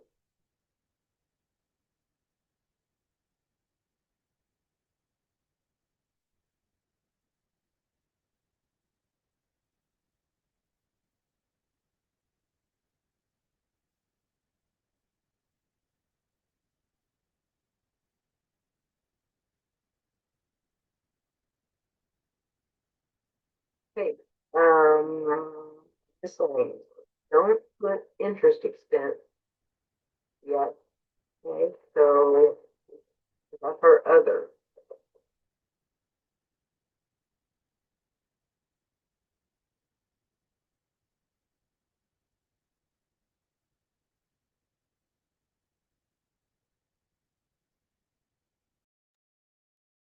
Okay, it picked me out again. So throwing back in. Let me share my screen.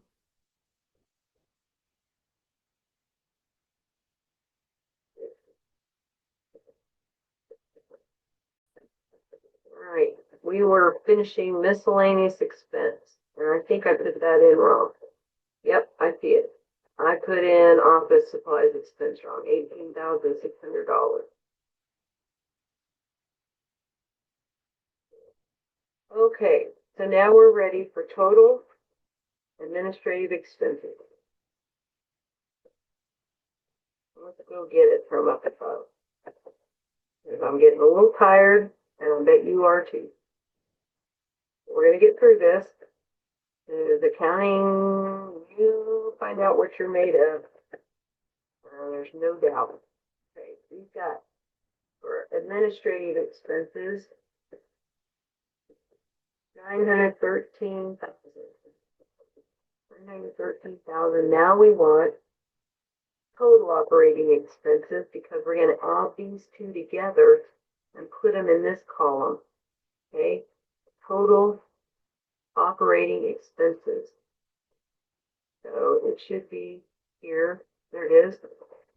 So the operating expenses are selling and admin. Okay, after cost of goods sold has been subtracted. So this becomes, and we're going to find out, $4,726,000. Okay, let me see if they want us to put in negatives. Enter positives unless the amount of the calculation that results in a negative amount. Okay, so don't put this in as a negative. Now we're going to have operating income. And you must remember that you're going to need to subtract these total expenses from way up here, which was the gross profit. Seems like we did an hour ago. 13,218,000. We've got to subtract 4 million. When we do, we get 8,492,000. Okay? Now we're ready for interest expense. Interest expense is 21,000, and because it's an expense, it gets subtracted. Now we're ready for net income. Okay, the net income is $8,471,000. Okay, there you have it. Let's see if I've missed anything. Okay, looks pretty good. 176 out of 176. We're just about to do stockholders' equity. Just about. Okay, so we're moving it down.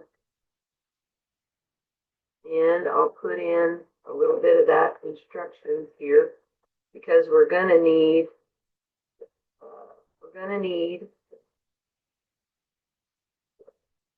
and I'm just going to put common stock and retained earnings here. Okay, so I'm just going to, and dividends. So I'm going to copy these three. Okay, so here we go. I'm going to copy these three. Put that over there. We'll have, remember, and then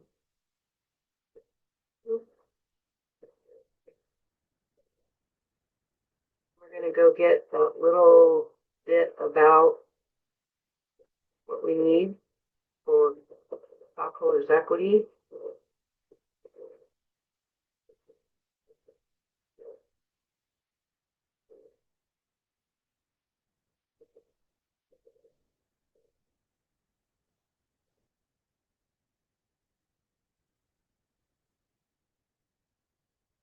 Okay. So right here is what we need to make sure we also remember. Okay, so if I can get it done, there it is. A little smaller, so funky. All right. Okay, remember, statement of stockholders' equity. This is what we're looking at here. So this caption thing.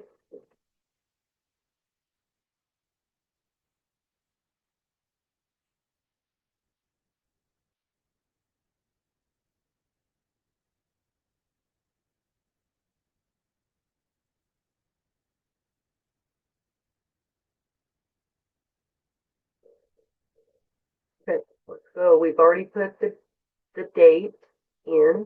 Okay, so we're going to make this smaller so we can see it across. Remember, we're going to be needing this net income amount. Okay, so 8,471,000. Let's start with the beginning. Okay, so this is the year ending May 31st. Go get this one first, right? Go get this one. So for the year ending, balances. There we go, balances. That goes on the bottom. And it's May 31st. That is the end of the year that we're looking at. I can make it a little bigger. Okay. And then now we want the beginning of the year. So if May 31st is the end, June 1st must be the beginning. The next day. Okay, so we're going to kind of go back and try to recreate what happened. Okay, so common stock, this is how much it's saying is in here. This is down here. Yep. Retained earnings, 10,300,000. Okay. So it says that the additional common stock was issued during the year. So 75,000 came in and issued additional common, or issued common stock. Issue means to sell.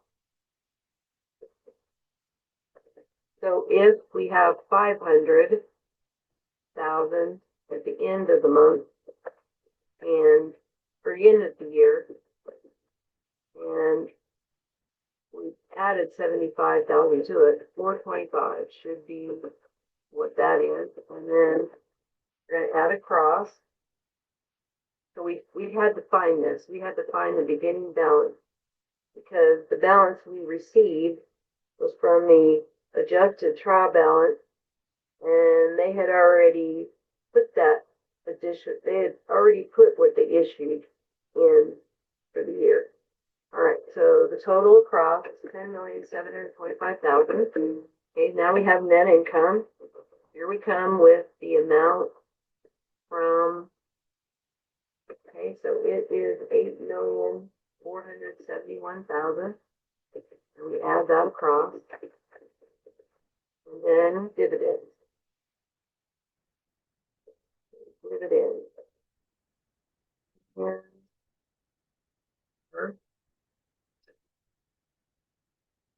I think this goes in as a negative. How it's been. If it's wrong, we'll fix it. I don't know why they're so adamant about that.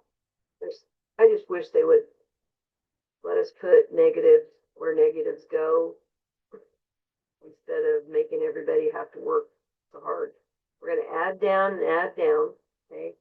So the first column is the retained earnings. The new retained earnings is 18,671,000. And then finally, our new equity, right? Our new equity altogether is 19,171,000. All right, we're going to check it and we're moving down to the balance sheet. We aren't even going to touch. I'm not even going to bring anything else in here. What I want you to do is go down here to stockholders' equity, common stock, 500,000, retained earnings. Retained earnings is 18,671,000. What do you call? I'm not used to it anymore. Total equity, total stockholders' equity is 19,171,000. Right, that is what we just found. Okay, before even going and looking at anything else on the balance sheet. Now I'm going to go get that label. Total liability and stockholders' equity. Okay, so I'm going to go get that label and I'm going to add some more labels before I do anything else. Okay, let's do this. It's worth doing while you know what you're doing. Okay, so we'll leave it blank because we don't know what that'll be. So liabilities are broken into current and, so if you look here, current and long term. Okay, for current liabilities. Let's see if we'll put long term.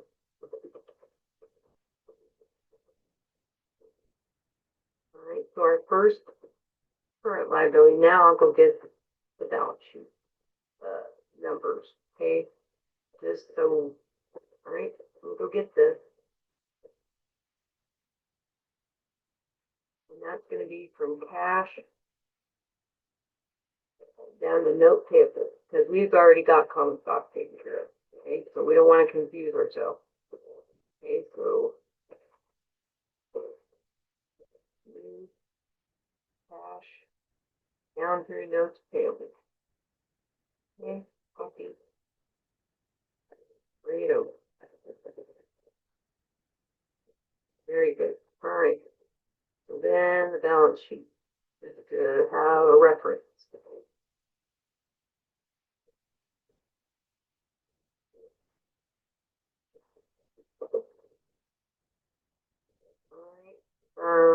All right, we're looking at liabilities.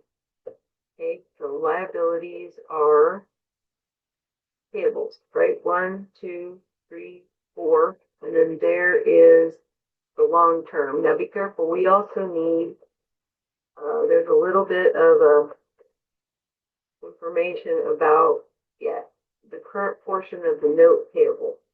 Okay, every note payable, no matter how many years into the future you're going to be paying on that, you're going to have an amount, you're going to have an amount that you pay currently, okay, within the year.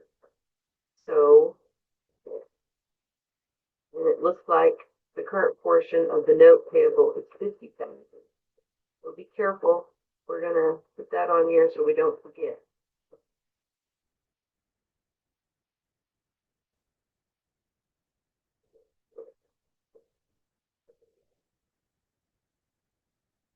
Sure do have to work around. Figure out something else. Okay, let's see what we got here. All right. So we're doing liabilities first. Next. We've already put in equity. And by the way, I'm just going to close my income statement, close my statement, stockholders' equity. That way I can get right up here to label if I want. Okay, it's not so much. All right. By the way, you could put current. Go ahead and put these labels in current assets. And then they probably have property, plant, and equipment. Instead of just long-term assets, I don't know why they like to call it that. I guess I could probably look it up. But there's what you want. Directly after asset, you'll have current. And then where it says label for number 10, property, plant, and equipment. All right, we're ready to put accounts payable. Okay, accounts payable. And accounts payable is $422,500. Then we have salaries payable. Salaries payable. Then we have customer refunds payable.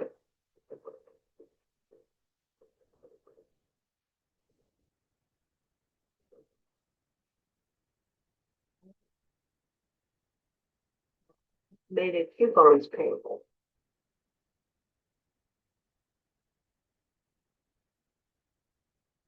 It should be, and then we have estimated coupons payable.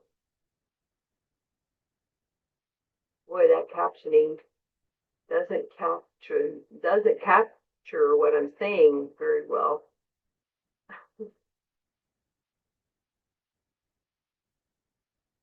Estimated coupons payable.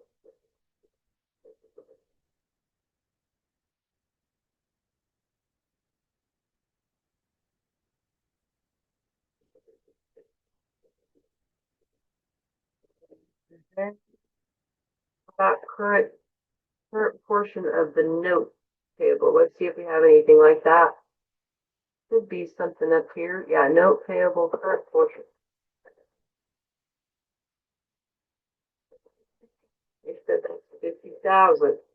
So when we put in the note payable, we need to subtract 50,000. Now we're going to have total current liabilities.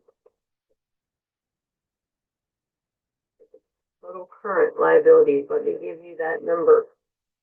We don't have to wait for calculation. Okay, 579,000. Okay, we're ready to put in the note payable long-term portion.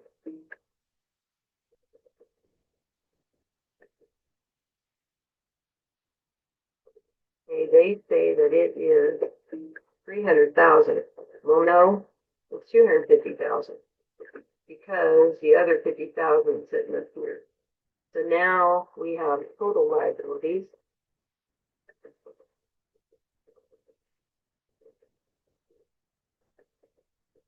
And those total is 829,000. Now we can add down, find out what the lower half of our balance sheet is. It's $20 million.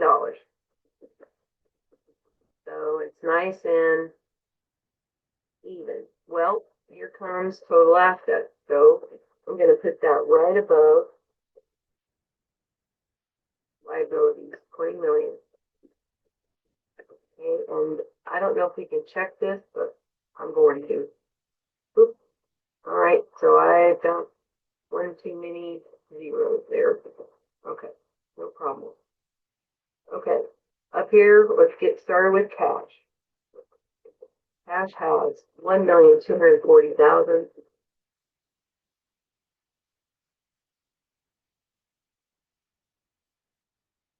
Accounts receivable.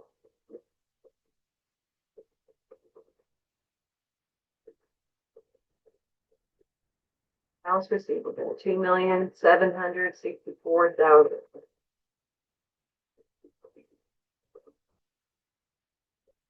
Estimated return, no, inventory. If you wanted to, you could go ahead and just put in each one. That way you can make sure you don't miss any. That's probably a good idea.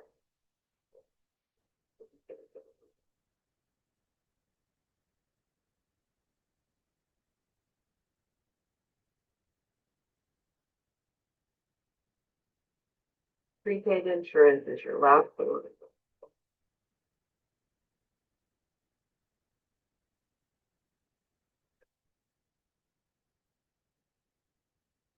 It's office.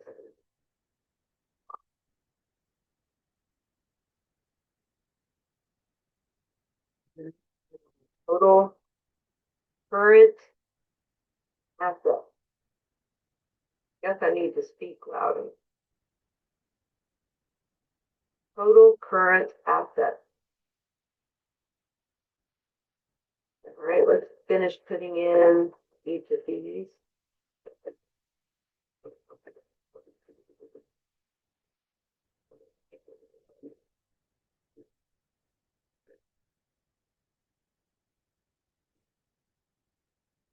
Ready. The total of the asset, 8,738,000. Now we're ready for property, plant, and equipment. We want store equipment. Store equipment. We want accumulated depreciation, and then we want book value for all of these. Okay, so now we want accumulated depreciation.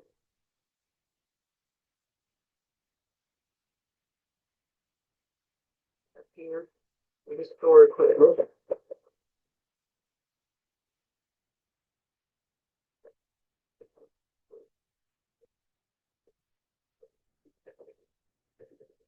Okay, $5,820,000. Then we want the book value for the store equipment. Book value, store equipment.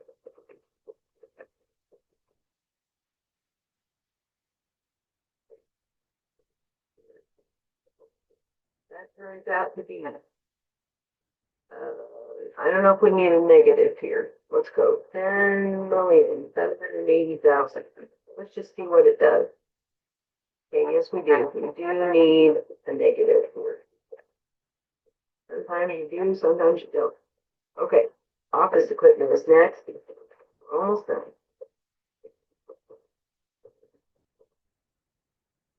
Office equipment. Accumulated depreciation office equipment.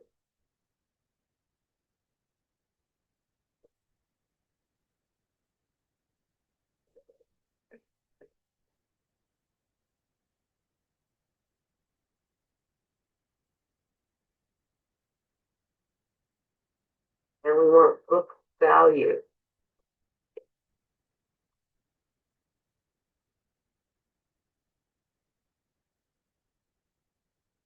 Book value is, well, I didn't put the negative in. Okay, put the negatives in there. 482,000. Okay, now we have total property, plant, and equipment.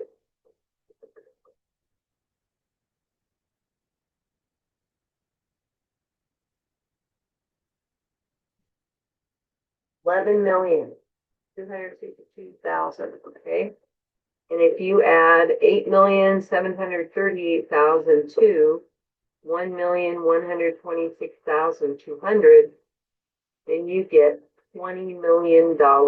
Let's just see if there's something I've missed. Oh, okay, hold on. I've miskeyed this. Hang on. This is these two added together. 11,262,000. Sorry about that. Then we have 20 million. Okay, let's see here. Yes, sorry about that. Okay, I know this took a little while, but it's good experience. You're going to have a project coming up, and getting through this is going to help quite a bit. So I am going to stop my share and say goodbye and keep up the hard work. Okay? Have a good one. We will see you on the next video or in class.